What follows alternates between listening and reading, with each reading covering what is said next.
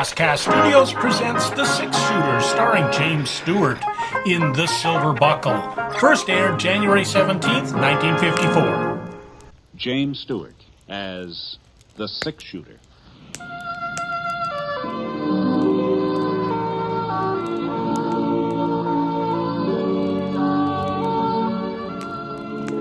The man in the saddle is angular and long-legged. His skin is sun-dyed brown. The gun in his holster is gray steel and rainbow mother of pearl, its handle unmarked. People call them both the six-shooter. The NBC Radio Network presents James Stewart as the six-shooter, a transcribed series of radio dramas based on the life of Britt Ponset, the Texas plainsman who wandered through the western territories, leaving behind a trail of still-remembered legends.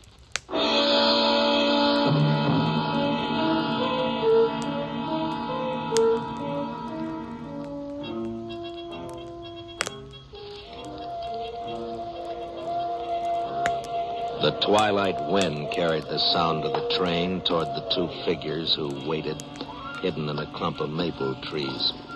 The sandy-haired man knotted a blue bandana at the back of his neck and pulled it over his face. He mounted his horse and gestured to his companion. The other man fitted a soiled handkerchief across his mouth and climbed into the saddle. A touch of spurs sent the horses forward. The train was crawling up a steep grade now, and the riders guided their mounts alongside the slowly moving cars. And then they lifted their boots out of the stirrups and swung themselves up onto a small platform behind the tender. Flicker of lamplight glinted on their revolvers as they opened the door to a passenger coach and stepped inside. For several minutes, the riderless horses continued to pace the clattering wheels. And then the door opened again. The two men pitched off the platform and rolled down the slope of a barren ravine.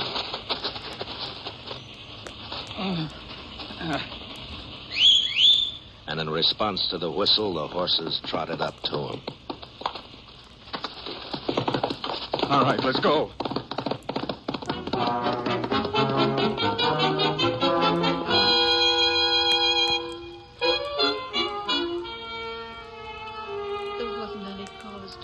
Sheriff. There just wasn't any cause. Carl was deaf, and all the noise the train was making, he couldn't understand what they wanted.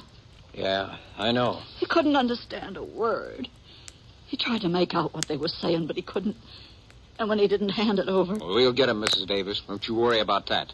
The posse's meeting here. We'll start out tonight, and we won't be back until we get him. That won't do Carl much good. Well, at least we'll make sure they don't kill nobody else in cold blood. If only I hadn't to give him that belt. If I just hadn't to give it to him. Belt? It was my anniversary present to Carl. We were married 25 years last week. That's why we was taking the train trip over to Cheyenne, and that's why I give him the belt.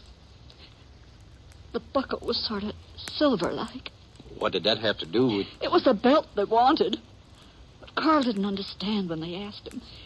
He'd already handed over his money and his watch, and then one of them noticed the belt, and he said, "That buckle's silver, ain't it? Give it to me."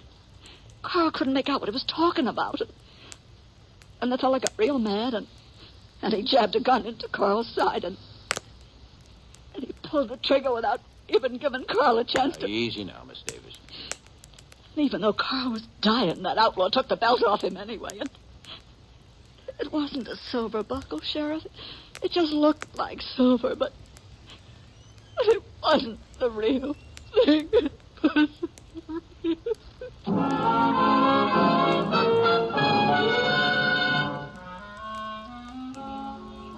I sure must have been sleeping sound, or I'd have heard them ride up. Of course, they're probably being as quiet as they could under the circumstances, but I usually wake up when I'm out in the range and somebody's prowling around my neighborhood. Well, Scar, he heard him, and he let me know it. Why, what's the matter, boy? Is there something that... It still wasn't dawn, but there was enough light so that I could see the barrel of a .45 and a firm-mouthed fellow standing over me, pointing the gun at my head. Howdy. What's your name, mister, and what are you doing out here? Well, I was sleeping. Don't get funny. We want straight answers, and we want them quick. Oh, you two of you, huh? At least two. Oh? We're waiting, mister. My name's Ponset. Britt Ponset. That's right. And as for what I'm doing out here, well, this is a free range. A man's got a right to cross over it and stop off once in a while and take a snooze if he takes a mind to it. You trying to claim you're the six-shooter? I'm not claiming anything. You asked my name, I told you. How do we know you ain't lying? How do we know that's who you are? I guess you don't, unless you're willing to take my word for it. Let's see your gun, mister. How's that? I've heard folks tell about the gun Britt Ponset carries. Oh? No, don't touch it. I can see it plain enough. What do you think, kid? I guess he's Ponset, all right. Leastways, that six-shooter sure fits the description. Oh? Besides, it didn't seem very likely he'd be one of the fellas we're looking for. Huh? Well, there's two of them, and he's out here all alone. Oh. Of course, they could have split up, but fellas on the run ain't apt to do that. Yeah, that's right. Well, we're sorry if we woke you. Mm-hmm. I was getting up time anyway. Just who is it you boys are looking for? A couple of outlaws held up the Cheyenne train last night about 4 miles east of Black Ledge. Oh, is that so? Yeah, there was some shooting, too. One of the passengers. We're out hunting the bandits. And my name's Kit Springer. This is my brother, Lex. Oh, yeah. Pleased to meet you. You fellas all alone? Oh, no. There's a posse. A little way back. Sheriff's leading them. But he thinks the robbers headed for Patch Canyon, so he's taking the posse there. We don't see it that way. You don't, huh? We figure them outlaws will try to get through Miller Pass. If they can make it, they'll be in the clear. Well, that sounds reasonable. You, ain't seen nobody tonight? No, I can't say I have. Reckon we figured wrong, then. They'd have to come by here on their way to the pass. This is the only trail, ain't it? Yeah, that's right. But not seeing them doesn't guarantee they weren't around. The way I was sawing wood, they could have stumbled right over my bedroll without me knowing it. Well, I guess even if our hunch was right, we couldn't find them now. Why's that? We don't know the route from here on. We ain't never been through the pass ourselves. Say, you ain't traveling in that direction by any chance? Yeah. As a matter of fact, I am. I'm riding over to the Jefferson Ranch on the south slope. Well, that's great. Looks like we struck it lucky for once, Lex. What do you mean, kid? Well, maybe Ponset wouldn't mind us riding along with him, seeing as how he knows the way. And if we did run into them bandits, it'd be 3 of us to take care of them. Yeah, sure. Well, I'd be mighty glad to have some company, but it seems to me like you're letting yourselves in for a pretty long trip, just on a hunch. It's over a day from here through the pass, and there's no certainty the fellows you're after have even taken this trail, you know. Oh, I guess we can spare the time. There's a $1,500 reward being offered. $1,500? Oh, wow. If the posse does catch him, the money will be split 40 ways to breakfast. We won't be losing out on much. But if we run into him ourselves, well, you see what I mean. Sure. That is, if you ain't got no objections. No, like I said, I'd welcome a little company. I'll fix us some chow, and then... We already had breakfast. Yeah. Mm-hmm. Well, how about a cup of coffee, anyway? Well, that's mighty kind of you, but maybe we ought to get started. In case them outlaws did get past you during the night, we wouldn't want them to pile up too much of a lead on us. We could stop for food later. You boys sure are anxious. $1,500 is a lot of money. Well, that's true enough. Okay, I guess I can hold off a couple hours. Get the horses, Lex. Yeah, sure. Can I give you a hand with that bedroll? No, I can manage. Yes, sir. It was real lucky us bumping into you. How's that? I mean, you knowing this trail and all. Otherwise, we'd have had to turn back. You fellas may be off on a wild goose chase, you know. No, I just don't think so. Somehow I've got the doggonedest feeling we're headed right. Well, as soon as I get Scars saddled up, we'll start finding out. Easy, boy. Easy now.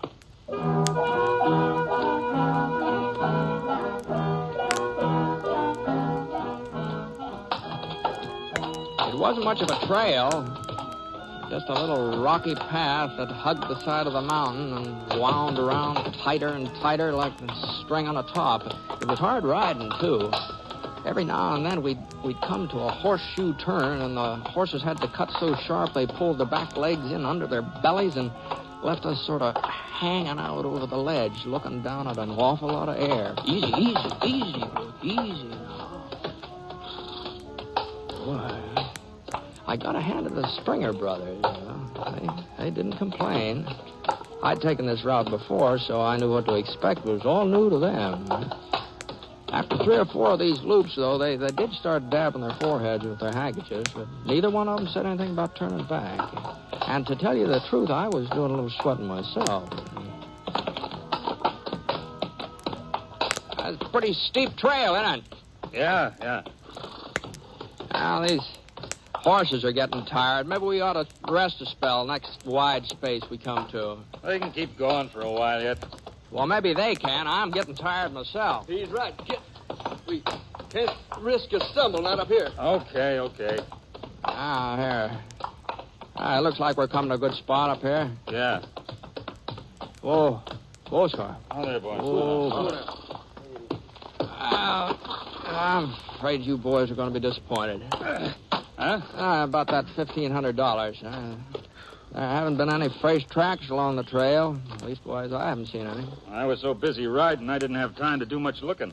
Well, if somebody was just ahead of us, you'd think we'd spot a sign of them here and there. Maybe somehow we got ahead of them. Well, in that case, there wouldn't be much point you fellas going on, would there? Well, we've come this far. We might as well go the rest of the way. All right, it's up to you.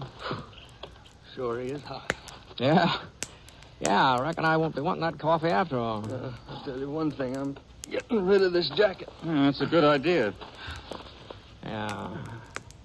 That's that belt there, that mighty fancy belt you're wearing there, kid. Huh? I don't think I've ever seen a buckle like that before. Silver, isn't it? Yeah, it's silver. Yeah, it's real pretty. Too bad you got it all spotted up like that. Spotted? Yeah, that looks like a sort of blood you got on there. Oh. Why, I cut my hand the other day. It must have been when it happened. I didn't realize I'd smeared up my belt, though. Doggone it. Probably have a heck of a time getting the leather clean again. Yeah, blood stains are apt to be sort of permanent. Yeah. It's a shame. Nice new belt like that.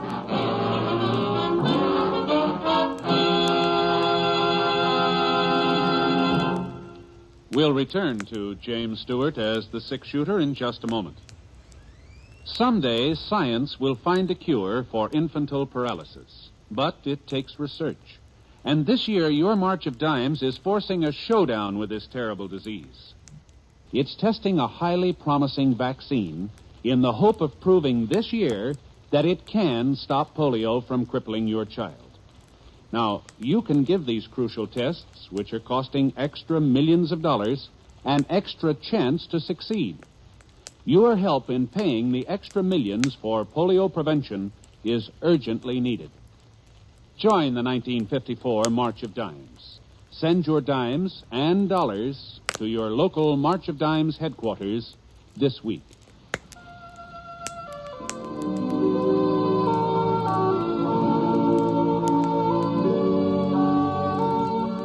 Now, Act 2 of The Six-Shooter, starring James Stewart as Britt Ponset.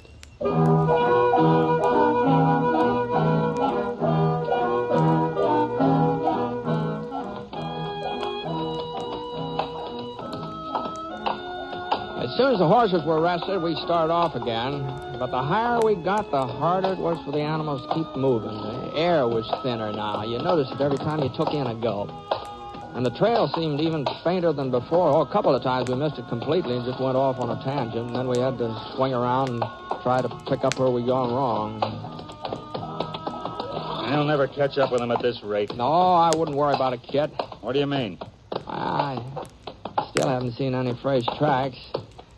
Looks to me like nobody's been through here since last rain. If you'd keep your eyes on the trail instead of looking for horseshoe marks, we might not get lost so often. Easy, kid. I told you boys you were letting yourselves in for something. Yeah, you told us. Well, come on. Let's see if we can make up some time. I sure couldn't help notice that the longer we rode, the less friendly Kit Springer got. I sort of put it down to the fact that he must have been sort of worn out. We weren't taking any pleasure, Jaunt, that was for sure. I couldn't blame him for being a little down at the mouth. But there was one thing that sort of troubled me about this fella. Something he said kept pecking at the back of my brain. I cut my hand the other day. That must have been when it happened. I didn't realize I'd smeared my belt. I shifted around and glanced back over my shoulder. Kit had one hand on the saddle horn and the other was gripping the reins. The cut must have been all healed up by now. Leastways, he didn't seem to have any trouble with it. And a cut deep enough to spot his belt that way, it must have taken several days to get well. Funny, he'd never noticed the blood on his belt before I mentioned it to him. Well, one thing was certain, Kit Springer sure couldn't be much of a dude. The sun finally went down and we made camp for the night. We managed to find a pretty good-sized level spot right above the trail. Lex had built a fire. I cooked up a mess of beans and some pan bread. Kit didn't seem to be very hungry, though. Moon ought to be coming up pretty soon. Oh, another hour or so. Think it'll give off much light? Oh, some, I guess. Not enough to see by, huh? To see what? Well, you said we were almost through the pass, didn't you? Oh, we've got a couple, 3 more miles. Well, why do we have to stop here, then? The horses could feel their way. Just simmer down, Kit. Just simmer down. It's plain enough we're not going to run into those fellows you're after. They're either out of the pass now, or what's more likely, they never took this trail in the first place. That posse's probably captured them hours ago. More coffee, Lex? Yeah, thanks. Kit? No, I've had enough. There's a town on the other side of the pass, ain't there? Yeah, English Creek. Just a little burg. Spending the night there would be a whole lot better than sitting out here. You could get a bath and a shave, change of clothing. You wouldn't want to risk your neck on the trail just for a bath, would you? No, I guess not. But I ain't very comfortable wearing the same breeches and shirt day after day. That's so. I didn't figure you for the particular type. Well, you figured wrong, Mr. Ponset. Kit's a real fancy Dan. Oh, that's so. Yeah, you ought to see him on Saturday night when he starts off for town. Looks like a real riverboat gambler. That's what he looks like. Well, there's nothing the matter with a man just because he tries to keep himself presentable, is there? No, nothing at all. Well, reckon we might as well turn in. All right, you fellas go ahead. I'll bank the fire. You know, it's funny you never used this trail before. What's so funny about it? Well, seeing as how you live in Black Ledge. We never said we lived there. No, I guess you didn't. Come to think of it. But, well, since you were a part of Sheriff's posse, I sort of jumped at the conclusion that... We were just passing through on our way to Beaver Junction. We heard about the train robbery. Seemed like the sheriff needed all the help he could get, so we volunteered. Not to mention the reward, of course. Not to mention the reward. Hey, by the way, who is the sheriff of Black Ledge now? What difference does it make? Well, I'm just curious, that's all. Oh, I don't remember his name. Wasn't time for any formal introductions. Folks just call him Sheriff. Oh, yeah, I see. Big fella, is he? With a mustache? Look, Ponset, you were the one who was so all-fired determined on us stopping for some shut-eye. So how about settling down? Sure. Night. Good night. I rolled up in my blanket and I turned my face toward the fire. And as far as I could tell, the Springer boys hadn't been lying to me. A man could join up with a posse and not find out the sheriff's name. And I guess a man could ride himself half to death on the off chance of earning him $1,500 reward if he had a mind to do it. Of course, it hadn't worked out. Kit's hunch on the train robbers were using this pass. It just hadn't worked out. But I'd played plenty of wild hunches myself. So About then, I dropped off to sleep. The last thing I remember is hearing my mind say, maybe you're wrong, Ponset. Maybe those outlaws are using the pass after all. It just kept echoing through my head. Maybe you're wrong, Ponset. Well, it must have been 6-7 hours later when At first, I wasn't sure what it was that woke me up. One of the horses, maybe. I started to drift off again. Lex. Shh. What's the matter? It's almost dawn. We gotta start moving. What about Ponset? You awake? I don't think so. Britt. I don't know what it was that kept me from answering back, but I just laid there, hardly breathing, not moving, not even opening my eyes. Guess he's still asleep. Yeah. We ain't gonna need him the rest of the way, Lex. That's what I figured. Trouble is, he knows our names, what we look like.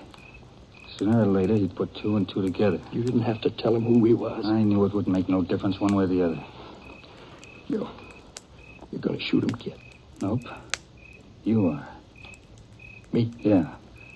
I'm already wanted for a couple of killings, Lex. But they're only after you for robbery.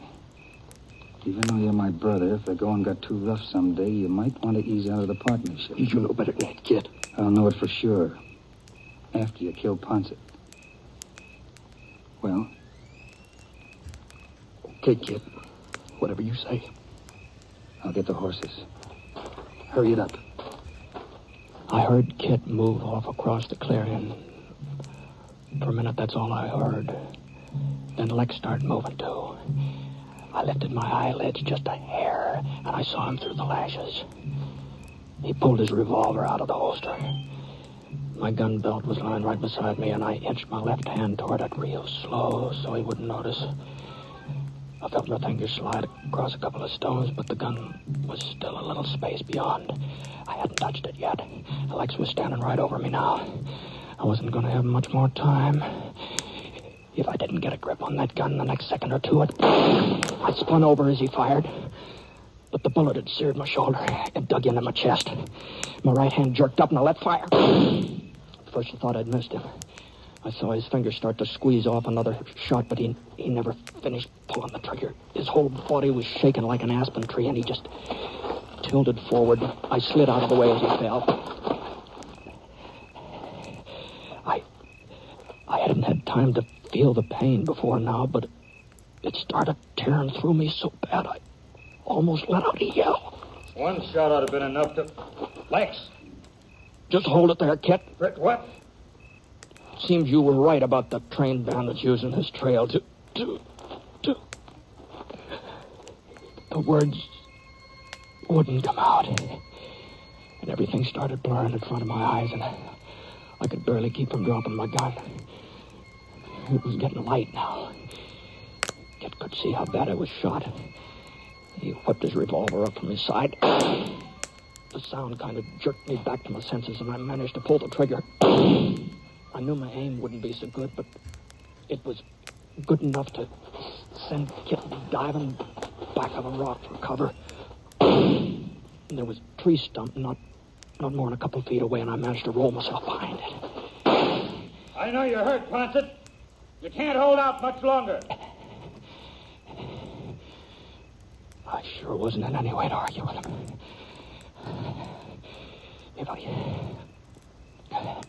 If I could just get off a couple of more shots, maybe he'd think twice before, but I didn't have enough strength to... What's that?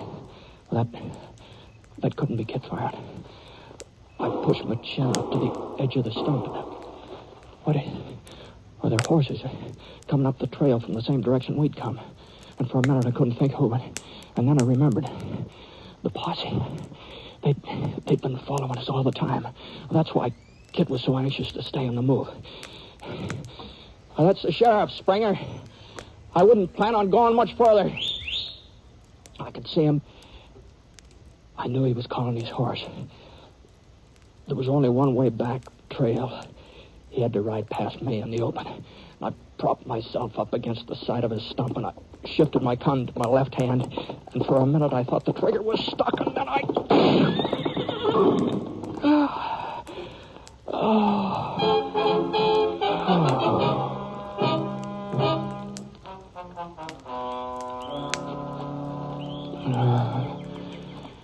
He's coming too, Sheriff. Yeah, good.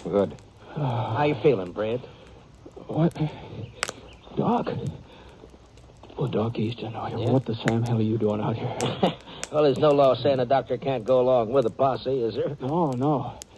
Well, for my sake, it's a good thing you did. Well, what about Kid Springer? Did you catch up with him, Sheriff? You saved us the trouble, Britt. Well, I couldn't have done that. He must have got away. That last shot of mine, that was a mile wide. Well, maybe you didn't exactly hit him, but you sure scared the daylights out of his horse. What? Yeah, we saw the whole thing from down below. Springer was just turning onto the trail when you fired. His horse reared and started slipping over the edge. Springer tried to jump clear, but he just couldn't seem to tear himself loose from that saddle. Yeah, it was the weirdest thing, Britt. When we finally found him, his body was still fastened to that saddle. Yeah? Yeah, the belt he was wearing had got caught onto the horn somehow. That must have been what drug him along when his horse fell. I never heard of a man's belt hooking onto a saddle horn before. Neither did I, but that's what happened, all right. Yeah. Well, how about it, Britt? You going to be able to ride on into English Creek after I finish bandaging you up? Yeah, I'll do my best, Doc. I'll sure do my best.